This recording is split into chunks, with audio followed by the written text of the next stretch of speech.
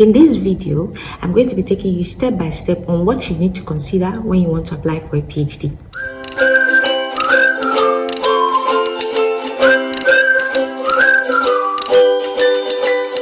You're welcome back to my channel. My name is Ayodeji Matuluko and I'm a PhD student based in Glasgow, Scotland. So you want to apply for a PhD? Great choice. These are the important things that you need to consider in making your application. Number one, you need to identify an area of interest, a topic that you're interested in. This is very important and I've addressed this in one of my previous videos where I talked about why you should do a PhD.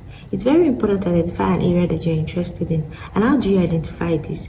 You can look back on your experience, especially if you have some research experience in undergrad or masters, or even your work experience, and look at topics that have interested you, things that have kind of troubled you, things that you found you're interested in. If you're working in the sciences, lab work or techniques that you're interested in, and just basically areas of interest to you. Another way to identify areas of interest, look at work that is published around the broad area that you're interested in. So look at what kind of research people are doing in that area and what basically they're saying in the literature about that area, and then you can narrow down to an area you're interested in.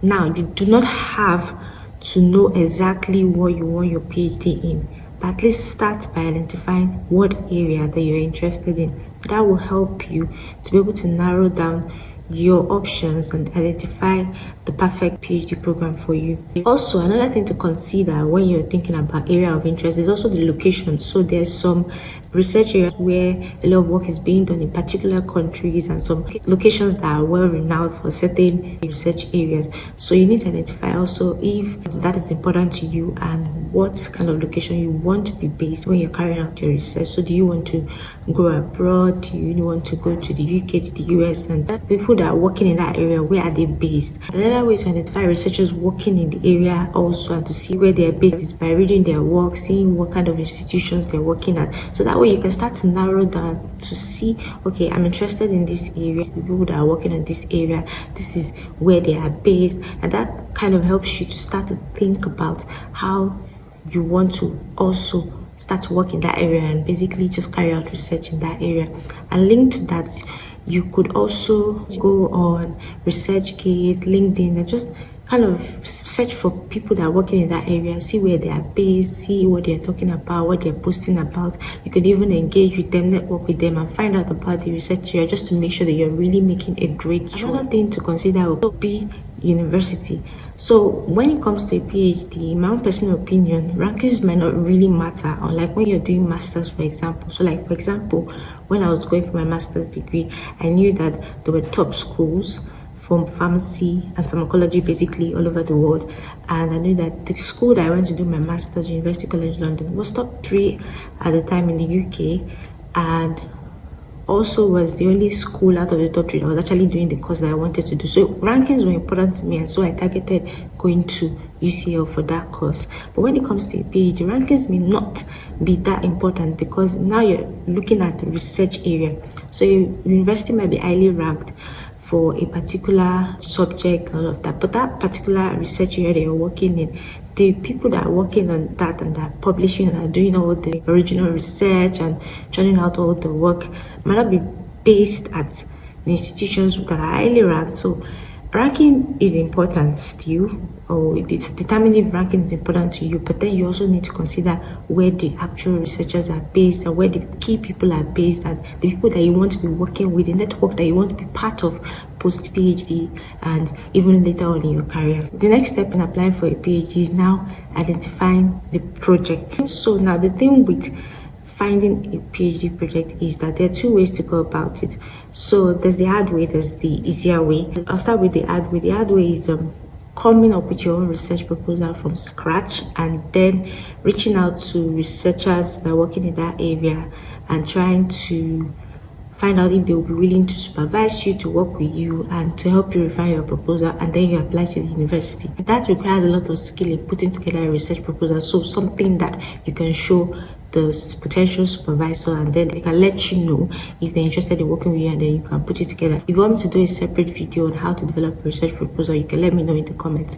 So the easier way is to just apply for an advertised project. A lot of projects on PhD websites, for example, findthephd.com or jobs.ac.uk, that are mostly focused on the UK, they have advertised projects. So basically, the supervisors send out an ad. So it's almost like a job ad for potential PhD students to work with them on a particular research topic. So they either have started working in that area and are trying to do follow-up studies, or they have funding in that particular area and they're trying to build a network of researchers and continue to do the work in that area. So those kind of advertised projects can either be self-funded or come with funding. So a good place to find advertised projects, like I've said, is a website like findthephd.com, and that's where I found my own PhD project. So let's try a quick example on findthephd.com. So using findthephd.com as an example, findthephd.com has a very nice search function. So you can search by keyword, or you can check their popular search categories. So let's say, for example, you want to do a PhD in the broad area of risk management. So you put that into the search bar and do your search, and you'll be able to find different projects from all over the world and see whether they are funded or not. So you can see those that are self-funded only and those that are funded and are open to students worldwide. You can also find those that are open to a particular set of students, so maybe those that are only open to UK students, and so on and so forth. So that way you can narrow down your search. If we go back to the popular search categories and we click on, for example, social science and health, we can see the different projects available in that topic area and also find out what funding is available. So those that are only open to European and UK students, those that are open to students worldwide, so obviously international students can apply. So that's basically an example of findthephd.com and how you can narrow down your search and search for keywords and identify a good topic.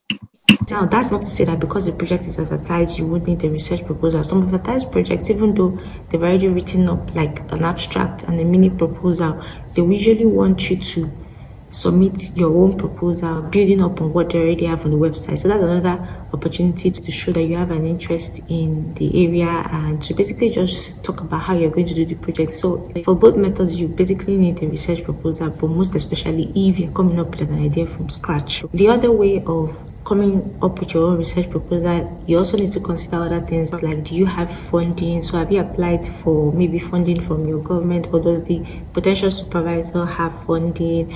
Or basically, is there a scholarship within the university that you can apply for? Or if it's like the UK, can you apply for the Commonwealth scholarship and all of that? So you need to consider all those things. For advertised projects, it's not all advertised projects that usually come with funding, but then a good number of them come with funding. So you usually know if there's funding attached, and they will tell you, especially in findthephd.com, how much the funding is and what it covers, whether it covers tuition or if there's an annual stipend. The third part in applying for a PhD is then approaching the supervisor. Now, it's not in all cases that you need to approach the supervisor. So for advertised projects, for example, when you see the advertisement, sometimes some of those advertisements tell you that you are encouraged to approach the supervisor before applying. So that's not like a suggestion. You actually need to approach the supervisor. And for some other projects, there's some projects that might say, oh, you don't need to approach the supervisor, you just need to submit your application. Definitely, if you're coming up with a proposal from scratch, you definitely want to be approaching the supervisor before you actually put in an application to identify somebody that is actually willing to work with you to supervise you. But then if it's an advertised project and you've been encouraged to approach the supervisor, there's a way to go about it. So first of all, you put together a very nice draft, straight to the point email, basically introducing yourself. Talk about who you are, your educational background, what kind of research you're currently doing, what kind of research you've done, the findings, and then why you're interested in doing that particular PhD project. And then talk about what you hope to achieve by doing the PhD and what your post-PhD plans are. If the advertised project talks about specific techniques or methodologies that are proposed to be used in the project, you can also talk about your experience using any of those techniques, if you have any experience using that, just to show basically that you really have an interest in that area and you're the right person for the job. Also, I like what you know about the supervisor's research and just basically how it aligns with your research interest and what value you're going to bring to the table. And then also ensure that you attach your CV. Most times supervisors might reply with a very short response saying, okay, acknowledged, and then, oh, you can submit your application. Or you might get a very nice response encouraging you to apply and telling you why you're a good fit for the PhD. And you might even get more information, papers or documents from the supervisor. So it really depends, but basically you want to make sure that you're getting your foot in the door by doing that important process of actually approaching the supervisor before then making your application. So now you've done step 1, 2, 3. You've chosen an area of interest, you've identified a project, you've either written up a research proposal from scratch, or you've seen an advertised project, and then you have also maybe written an accompanying research proposal, and then you've approached the supervisor. The next step that you now need to consider is you need to put together your personal statement and your application documents. So make sure that your CV is up to date and well written. Your personal statement communicates your value, talks about your experiences, talks about your research experiences, talks about techniques that you have used, methods that you have employed, and talks about basically your general career plans and what you hope to bring to the table as a PhD student. If you want me to do separate videos about CVs, personal statements and all that, you can let me know. Then also you make sure that you have all your documentation, your certificates from your undergrad and masters, your transcripts, and make sure that everything is basically looking good and you're aware of the application deadline. And then that leads to the next step. Make your application. Don't be scared to make your application, and make sure that you're putting your best foot forward. Like I said before, complete your application on time. Make sure that everything is complete. If the supervisor identified key things that you need to consider in their response to your initial email, make sure that you include that in your application. Make sure that everything is looking good. You do not want in any way to be disadvantaged. So another thing to consider obviously is funding. In my own opinion, you shouldn't self-fund a PhD, because for a PhD, you're creating knowledge, you're adding to the body of knowledge, you're basically improving the world basically with your work. So why should you even pay your way through a PhD? Now that's just my own personal opinion. So like I said, a lot of PhDs come with funding, whether in the US, whether in the UK, and it usually covers tuition, so that's your fees, and you might get an annual stipend. In the UK, in the US, in most countries, you can be a teaching assistant or a research assistant and get paid for that. You need to really consider what funding is available to you. You need to consider, are there scholarships in your country that you can apply for? Are there scholarships offered by the government of the country that you're targeting? Are there scholarships offered by the school?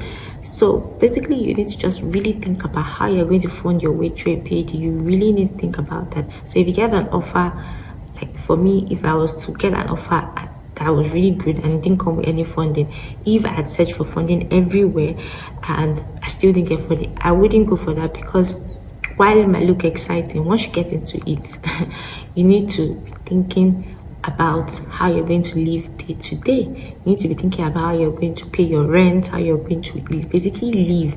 So you can't afford not to have enough funding, because you're going to be living on a budget basically. So you need to make sure that you're supported well enough to go through the strenuous process of a PhD. So those are basically just some key steps in the process of applying for a PhD. Let me know if there are additional things that you want me to touch on which I have not touched on in this video, and I'll be sure to address them in future videos. And as always, if you like this video, give it a thumbs up and subscribe to my channel, and I'll see you in the next video. Thank you for watching.